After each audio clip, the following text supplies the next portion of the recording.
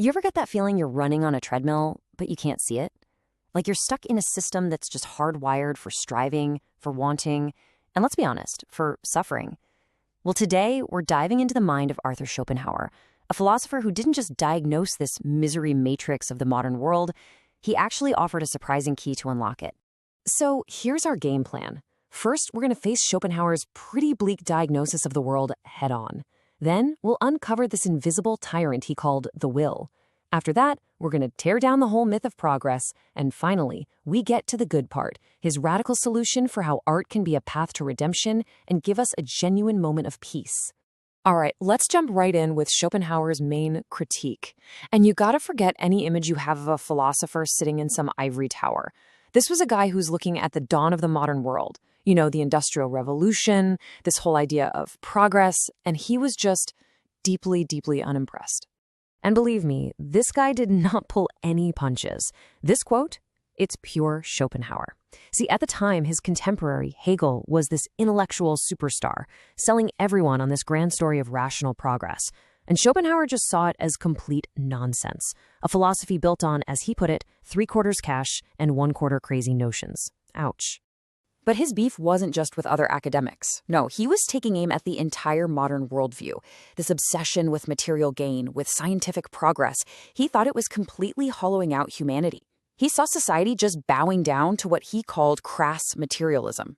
Sound familiar? Yeah, it's a diagnosis that feels incredibly relevant today. So, what's behind all this misery? According to Schopenhauer, it's not bad government or flawed logic. The root cause is way deeper. It's this invisible, fundamental force that's underneath all of existence, a true tyrant behind every single thing we strive for and suffer from. He called it the will to live, or sometimes just the will.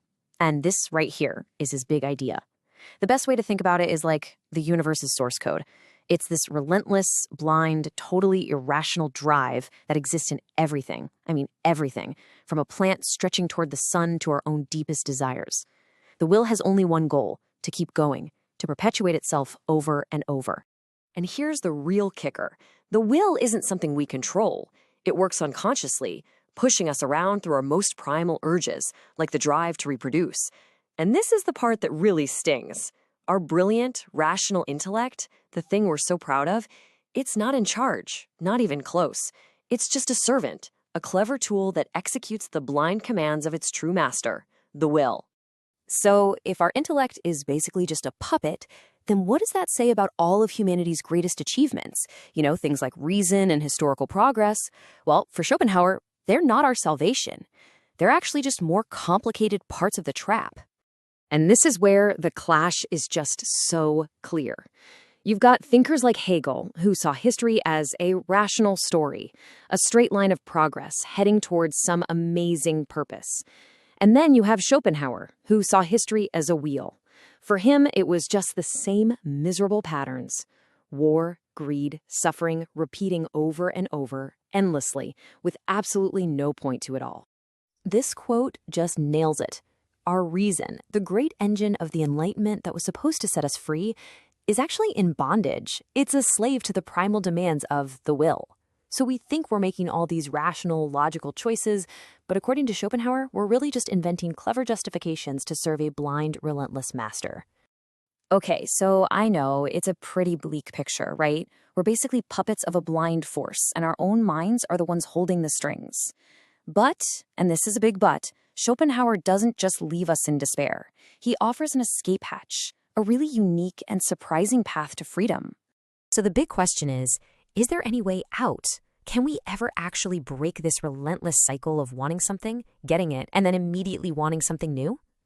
Schopenhauer's answer, surprisingly, is yes. Yes, we can. His escape route is what he calls the aesthetic. Now, this isn't just about liking pretty paintings. For him, it's a special, incredibly powerful way of perceiving the world, a way of seeing that lets us, just for a moment, unplug from the constant demands of the will. So here's how it works. When you truly contemplate an object, whether it's art or nature or poetry, you kind of lose yourself in it. Your own desires, your anxieties, your mental to-do list, all of it just fades away. You stop seeing that thing for how it can serve you, and instead, you see it purely for what it is, And in that moment of pure observation, you achieve this amazing state of being a will-less subject of knowledge. And for Schopenhauer, the absolute paradigm, the ultimate example of this state was poetry. Why? Well, because great poetry gives you this profound insight without asking for anything in return. It's knowledge for its own sake. It's one of those rare moments where our intellect is finally truly free from its demanding boss, the will. So, let's bring all this home. What does a 19th century philosopher's idea about art and poetry have to do with our lives right now? In this world of endless notifications, deadlines, and just constant digital noise. What Schopenhauer realized, way ahead of his time, was this. He saw that the traditional pillars of meaning, things like religion, philosophy, even science, were starting to crack. And he believed that in their place, the aesthetic experience could become our last best hope for finding any sense of harmony and order in an increasingly chaotic world. And this is so, so important. This escape isn't permanent. You can't live in this state. But that fleeting moment of pure contemplation, that quiet observation without desire, is, for Schopenhauer, the absolute highest, most serene and free state a human being can possibly achieve. It's a genuine moment of peace. And that kind of leaves us with one final thought to chew on. In our world, which is practically designed from the ground up to fuel the will, with notifications, ads, and endless goals, where do you find your aesthetic escape? Is it in music? A walk in the woods? Getting lost in a great book? Where do you go to quiet that striving and find your moment of peace?